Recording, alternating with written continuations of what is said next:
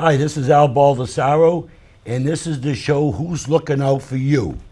This is our second show, and we're doing great with my favorite state representative, Representative Jeanine Notter. And welcome again. I tell you, things are going great, Jeanine. I know we're on a roll. I got some shows booked for Yeah, we're not June. in session. We're done. What a nightmare that was. Yep. You know, and we got a special guest. I won't hold it against the guest. He's a sailor, a former sailor, so I'll go easy on him. He's running for Congress. Did you know that? I do know that. Welcome, Eddie Edwards. Thank you for having me here. Thank you for having me here. Eddie, I This is tell you, wonderful. it's an awesome, and of course, I have to tell everyone I did, for the record, endorse Eddie Edwards for Congress. I appreciate that. Okay, and I think you're an honorable guy. I don't want your head to swell, but No, it's coming from a you know, Marine. I appreciate yeah, that. that's right. You know, as first sergeants, we're focused. We make sure we get Absolutely. the right person for the job. Absolutely. So, Eddie, And I'm with the Federation of Republican Women, so I have to stay neutral, but that means I get to like all the candidates. so That's I can great. ask him a tough question, right? You can ask him a tough question. Sure. Eddie, why in the hell are you running? Tell me why. Well, what I made you guess- want to run? With a successful career you had in law enforcement. Well, You're a former police chief? Yes, ma'am. Yes. And I think one of the things that motivated me to run was looking at the condition of our country, the culture of our country, and kind of growing up the way I grew up, looking at the dynamics that take place in our society, I felt compelled to run. Knowing what I know about government, how it operates, I felt a sense of overwhelming pride to give back to my country. The same reason I joined the United States Navy, same reason I served as a police officer. I love our country and I love our community, and I think it's time we get back to a sense of where character is more important than policy. If you don't have the right people in office, you're not going to have the right policies. That's right. So you're running in the 1st Congressional District, and I believe you were the first one to announce? Oh yes, Because yes. I've been seeing you at events for over a year. Over a year. We announced our candidacy April of 2017. And to date, we have been to every single city and town in the district, all 80 communities, which it takes the better part of a year, almost well over a year actually, to go to every single city and town and actually campaign there. I suppose if you're driving through and taking a picture and saying you were there, that's different, but to have meaningful conversations at kitchen tables, with families in their living room, business owners and their employees and their businesses, it takes some time. So And that was last important week to me. we had on a candidate from CD2, and CD2, you have to go all the way up to the top of the state, all the way around, and then CD1 is kind of more centrally located, I believe. Yes, but we're still talking about a big swath of area. You know, you're going from the seacoast all the way up to the Conway area, Tamworth area. There's a lot to be covered, a lot of ground. Still over 670,000 people in the district. And that's quite a few people that you're trying to reach as best as you can, knowing that you won't reach every single person, every single voter, but you try to reach as many people as you can, get your word out to everyone. Eddie, while he was talking, I was trying to find. I saw you on your phone. Yeah. I'm like, he's on a show. We're on taping a show. I was trying to find On his his picture phone. in that white Cracker Jack uniform. So I wanted to show tradition. him, I wanted That to is show tradition. you all his Navy picture, but I couldn't find it. That's yeah. what I was searching for. Maybe Okay. we can edit You know? it in Yeah, later. maybe we can sure. add that in there. Sure, to because- show him when he was a young pup. Right. You know, in that white white uniform. You know, I really love Al's position because, you know, being a Marine, I have the utmost respect for all of our service members. And I understand why the Marines are assigned to the Navy. Yeah. Great supervision. You need that Yeah, supervision. yeah. You need that God knows supervision. we need that supervision. Yeah. That's funny. Right. You know, I remember that when we taped this show before, we had Scott Brown on when he was running for Senate, and I looked at Al. I said, I ran against Scott Brown. I lost. And he goes, when did you run against Scott Brown? I said, in a 5K. Well, I ran against Eddie Edwards too, and guess Did you? what? Did you beat him? Yes. No way. Well, that's a respect. No, bad news. Yeah. Yeah, so thanks. I feel a lot better now. No. So you've been traveling around the state. I mean, what are some of the issues you're coming across with the people? Been traveling throughout the district, and I can tell you, the one thing that you hear repeatedly, I'm sure you guys hear this often as well, people have a low tolerance for politicians who they feel are deceitful. That comes across loud and clear to me. Deceitful politician. Yeah. We don't like them either. Secondly, the opiate crisis is still big for them. That's a major issue. But one of the things I'm starting to feel throughout the district too is the overwhelming pride of patriotism again. People are waking up in this country and they're feeling a sense of overwhelming pride in our nation. And those young men and women who, travel the globe to protect us. Right. I often say that, there's 1.3 million people serving in our military today, protecting a nation over 300 million. Over 300 million. Mm-hmm. And unfortunately, every 65 minutes in this country, a veteran takes his or her life. That's right. And you know this very well. That's very sad. Yeah, and I think you're starting to see the voters in our district start to respond to that, particularly when it comes to Congress. As you know, only 18% of Congress has prior military service. And I think the men, and I'm not suggesting that men and women who serve at our federal level must be former veterans, but I am suggesting that. I think a lot of them should. But I am suggesting that veterans live by a code. Right. And that's a code of expectation, and when you fall short of that code, there's an immediate consequence. And you don't find that in Congress. The goal of military leaders, the goal of even folks in law enforcement, is to train someone to take your spot, take your position, so that if you should fall, the mission will still be accomplished. Washington is very different. You're trained to maintain your seat. You're trained to maintain the power, not give it up. And so you limit information to share with the general public. You control that source of information to empower yourself. And that's not the way it works in the military. Just recently I had the privilege of being over and welcoming in the USS Manchester over in Portsmouth, cooking burgers and hot dogs for I the see the sailors. picture you there. You were right at home. That's right. That's a great picture. Oh, You yeah. on the new ship. Oh yeah, it was a wonderful opportunity, and you're meeting young sailors from all over our country, different backgrounds, ethnicities, socioeconomic levels, educational levels, and you find that they've been brought together out of the United States military, United States Navy, to serve a single purpose, and that's to protect this great nation, and they do it well. And I wish that we had that same sense of pride in Congress, where folks went to Congress knowing that they were working on behalf of the American citizens. And they had that pride knowing that they were giving back. It's true service, not serving themselves. I have 3 sons in the military. God bless you. Thank That's you. unbelievable. One of them met you last weekend, I Yes, think it was. at the and run, yeah. he asked me, he said, "Mom, is his name Edward Edwards?" I said, "No, I don't know," because we always call you No, Eddie. it's Eddie Edwards. Okay, so you're and- not an Edward Edwards. No. But I was told by my grandmother and my mother when you're good, you get named twice. Well, my brother's name is Edward, but we call him Eddie. Yeah. Same thing I had there. an Uncle Eddie. So now, let me ask you, some of Good the name. issues we have here and that I get beat up on sometimes is on the high cost of insurance here in New Hampshire. Especially these deductibles, $12,000, $10,000. They're not using it. Are you seeing that throughout the state, throughout the district? Oh yeah, I think the voters were deeply disappointed that we had a Republican-led Congress and we couldn't do something about the ACA and the cost of health care. Right. I think they were deeply disturbed by that because we heard for 7 years that we want to repeal and replace, and the voters didn't get that. Right. They got something very different. They experienced an increase in their premiums. Right here in the state of New Hampshire, I think over yeah. 25,000 Yeah. residents who pay the full rate. Didn't you? Was it you that Yeah. said you 10,000? Well, I don't go to the doctors at all anymore Well, because what's your it's deductible? over $100 for me. Actually, it's over that. It's more than $100 per visit. So why would I want to go for 5 minutes? Well, so people are unless I'm jeopardizing- dying, I'm not going. Well, Right. what's the deductible you were telling me? Oh, so I you don't know? know Didn't you have what a our. high deductible? It's You said really, once really high, before? but I don't even Right. know what it is. It's just outrageous. I could get a new roof for that. But Oh, if yeah, you're, but- if you're but- hospitalized, I mean, who Oh, can of course, afford? of course, and I think to me, when Congress has to live under the same laws they pass, you'll get a different response. Right. Right. Right now, but they don't 70 have it. Doesn't. of They course- don't have Obamacare. Well, they're on the exchange, but 73% or a 72% waiver. of their coverage is paid for by the taxpayer. Right.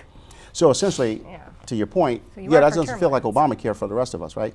So their health care is being subsidized by the taxpayers.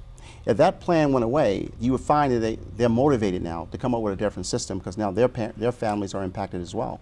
But this is what you get when you have elected officials who aren't looking out for your interests. They're looking out for their own interests. Because you can't tell the American people for 7 years, we want to replace and repeal this thing. And then when you're in charge, you do not do it. That's right. Well, I know like Republicans will get beat up, like it's Republican led, but they didn't vote. Well, I know at the state level, we've been hearing that too. Oh, Republican-led, but they failed to do this, do that. And that's not really true because most of the Republicans are voting the way they should. It's just that handful that votes with the Democrats that make us all look bad. And I can't, the House of Representatives, I must say, the Republicans here did what they were supposed to do. They repealed it. Right. It's the Senate. Right. With 50 senators, 51 Senate Republicans, we need 60. Oh, sure. I mean, that's the blockade. Sure. But if you're the average voter out there, you're looking at, we want people to become Republicans. We want to grow our party. We want people to be attracted to a conservative lifestyle. And I think the vast majority of voters, even independent voters, are conservative.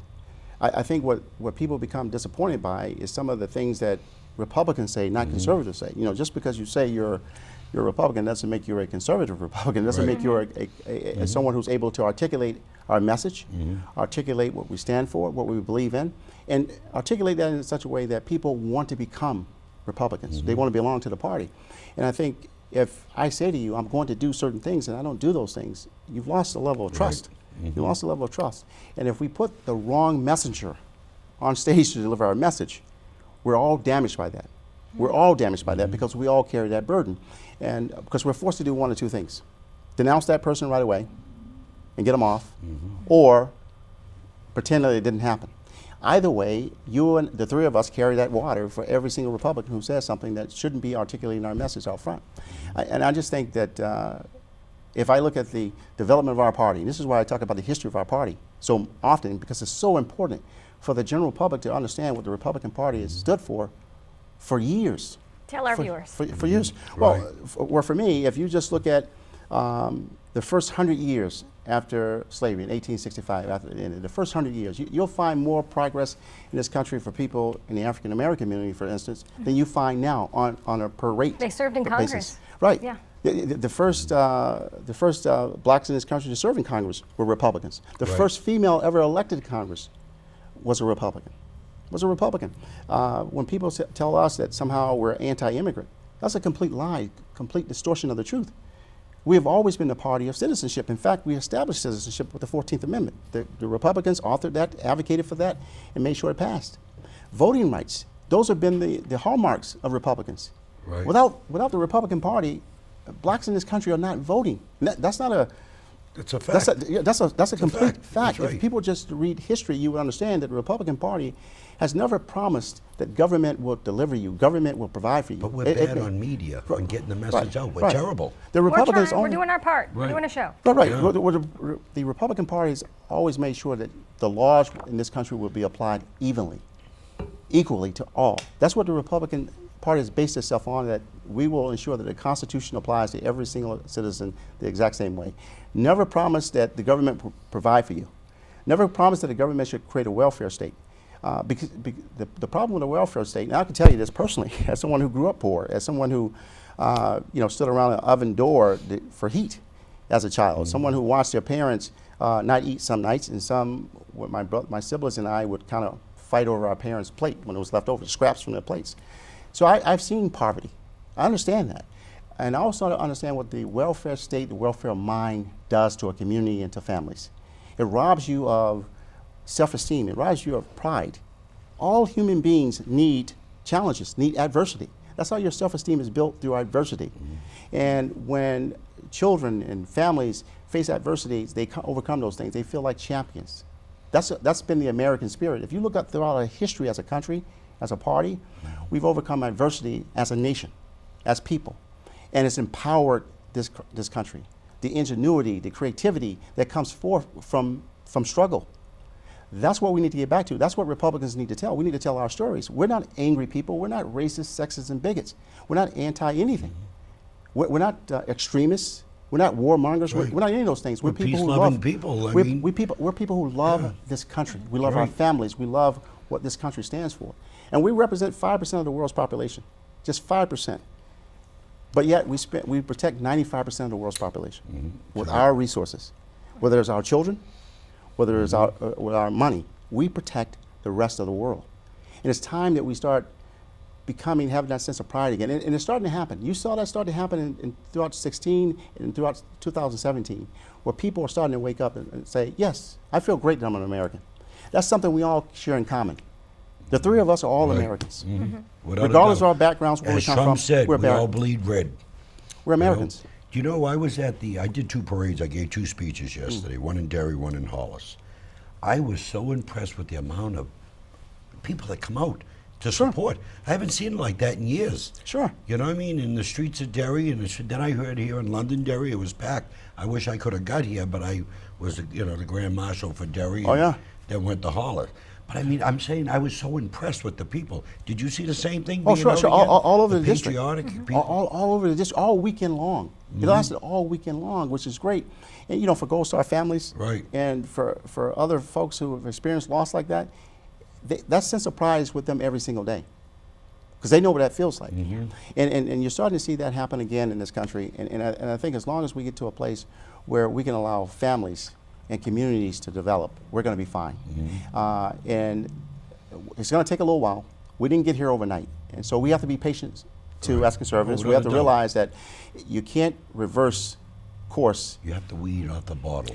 Right. You know what I mean? That's we're the way 50 it is. years. It's Yeah, been over 50 that's right, years. 50 years. Think about this. But prior to the 1960s, 80% of all children in this country were born into a two-parent household. Right. Today, I think it's up to 60% for white families, around 27% for black families that are born into a two-parent household. Wow. And so that's the role of government, right? And so we're not going to change a 50-year track record Overnight. of government Overnight, yeah, it takes dependency. time. Yeah.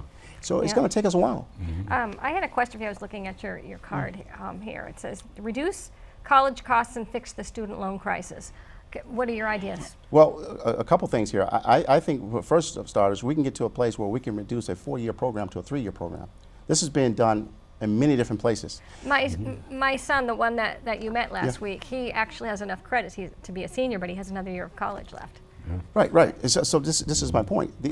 Some of these programs are being dragged out. There are some students who are graduating in 3 years, though, with bachelor's degrees. It can happen if Right. the university wants to get us there. Yes. It can also look at the electives. I know that you want to expose children to as much information as possible, give them a view of what things could be possible through their educational experience. I get that. That's part of their high school experience. But at college, when people are paying the bill for these things, we're going to make sure you're taking college courses that are going to match up with your career. There's also apprenticeship opportunities where you can go to school for 1 or 2 years, and then you have an Electrician, apprenticeship program to actual practical experience. There are many different ways we can do this. Also, you'll notice that not-for-profit colleges, the ones that do not take public-funded programs, student loans, they have lower tuition costs than the ones who take public I don't understand. tuitions. That's crazy. I mean, Well, yeah, someone's I agree with subsidizing you. your Yeah, education. You're right. And That's, when someone's subsidizing your education in a massive way, they keep raising and raising. right, and that's what we've done. So it's not uncommon to find that folks, because everyone wants to be educated. You want to educate our children and empower them for them to have an Right. opportunity. And that's certainly the line we've told young people. We've told young people, you go out and you educate yourself, you can make it in this country. Well, that hasn't been true for all of them.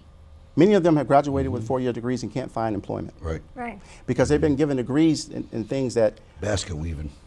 are not of use to manufacturers. Right, yeah. Manufacturing is still one of the highest rated jobs in the market. But the high-tech manufacturing that goes on now may require some college, but some of this is just practical experience. I know a gentleman who is in the high 6 figures, never attended college, but got involved in the tech industry very early on. That's not true for everyone. Right. But nor is it true for everyone that you're required to have a 4-year degree. And if we're going to suggest to young people they need 4-year degrees, then we should make sure it's affordable.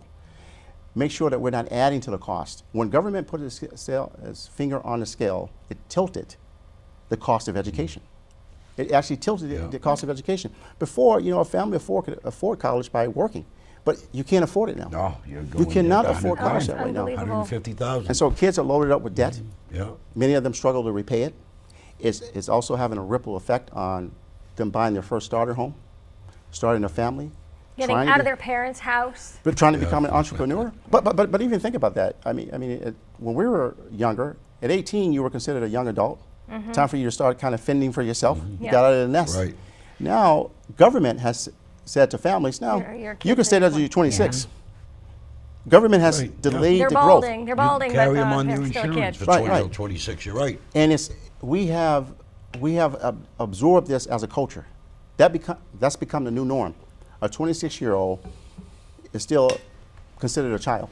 Yeah. Wow. Our culture has allowed that to happen through government programming that says that no, Mm-hmm. your 26-year-old young adult can stay with their parents on their insurance, Mm-hmm. which means that okay, your parents can still take care of you, which I find that kind of offensive.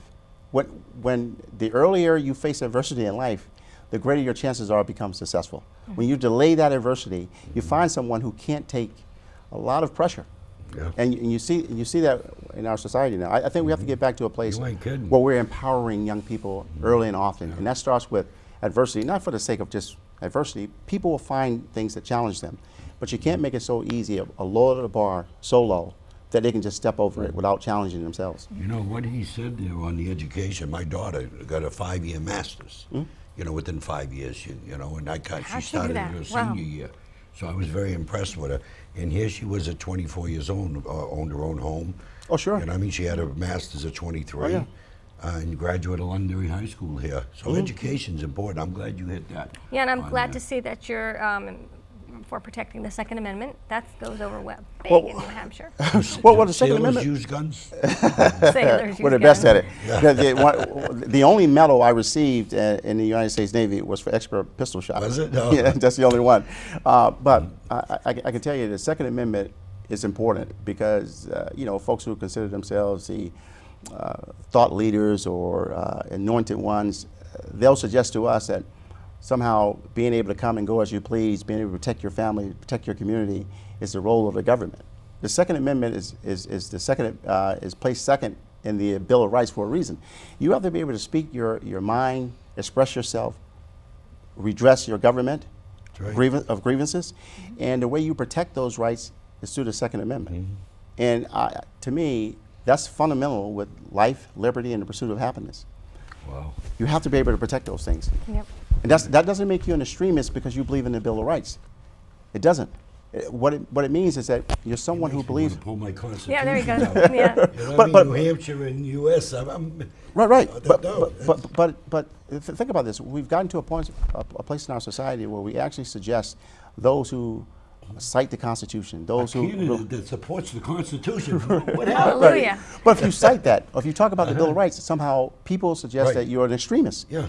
I think that we've gotten to a place where if you stand for the national anthem and you want to stand for the greatest symbol the world has ever known of peace, justice, and opportunity, that's the American flag. Somehow you're an extremist. Yeah. That's wrong. That's wrong that we've allowed our children to grow up in a place and believe that somehow not understanding their Bill of Rights that protects them makes them an extremist if they invoke their Bill of Rights. The Second Amendment, just like the First, the Fourth, the Fifth, they're all very important. And they all work hand in hand. And you believe in term limits? Absolutely. Now, I know some people don't, but to me, the only way to really establish power back to the American people in this country is to make sure that we have a turnover rate in Washington. Now, you're not going to be able to reach back and say to some politicians who have been there for 20 or 30 years, your term ends now. But you can certainly say for the folks elected in 2018, moving forward, you have a term limit. You do not have congressional benefits anymore. And what I mean by that is pension plans. Right. I'm not sure why Yes. we've ever allowed Agreed. congressional folks to have pensions. But we've allowed that as a society. So I think you have to stop that. So that's why I believe in term limits. And secondly, it wasn't until President FDR decided to do 12 years that we said we needed term limits on the president. Right. Just imagine if the folks at that point in time said, we don't need term limits on the president. We could be facing 12 more years. We could have had 12 years of President Obama, 16 years of Would have President been Obama. destroyed. Yeah. Right. He would So, have so destroyed us. term limits are important. No one, I say, and I'll keep saying this, I don't think anyone, myself included, the two of you, while I think you're wonderful people, I love you to death, none of us are so special that we reserve to be in Washington for 20 and 30 years. John Conyers is a perfect example of this. John Conyers, I think a congressman from Maryland, I believe, he was in Washington in 1964. I wasn't even 1964. born. Right. Yeah. I wasn't He was there when even they signed the Civil Rights Act in 1964, and he left in 2017. But you know something, Eddie? I used to think the same way there. If you're productive, which there's no doubt in my mind you would be, the people will make that decision. Do you know what I'm saying? If you're doing and you're fighting for the people, not like some of these people been up there 20, 30 years. I love John McCain, but John McCain forgot about the veterans. Lindsey Graham, I love Lindsey. Lindsey forgot veterans are dying on their watch. Right. They need to go. You know, these are fellow Republicans. So if you're doing the job and you're there 6 years, and the people decide that, yes, we want you another 2 more years, that's the people's right. That is the people's right, but you know what happens, and this is what happens to people when they go to Washington. We know that good men and women have gone to Washington and had the good fight. Drink the Kool-Aid? Right. Over time. Are you going to drink the No, Kool-Aid? no, I'm not going to drink the Kool-Aid. But over time, over time, what happens? What happens over time? They begin to become passionate about maintaining their seat. Right. Then we anoint people, right? We anoint people like, hey, you're doing a great job. We need to keep you there.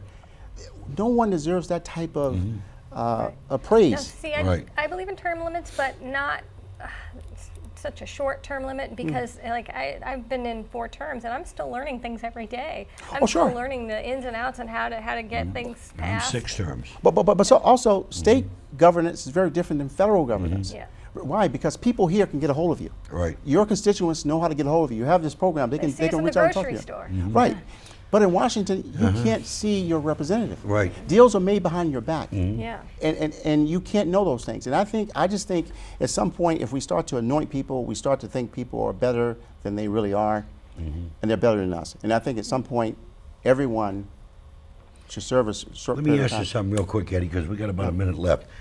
If somebody wanted to donate to your campaign, get in touch with you, what do they need to do? That's, you know. Oh, great. You can go to edwards4nh.com. That's my website. And it's FOR. FOR, Yeah. Edwards, FORNH.com is my website. There you can donate. You can sign up to volunteer with us.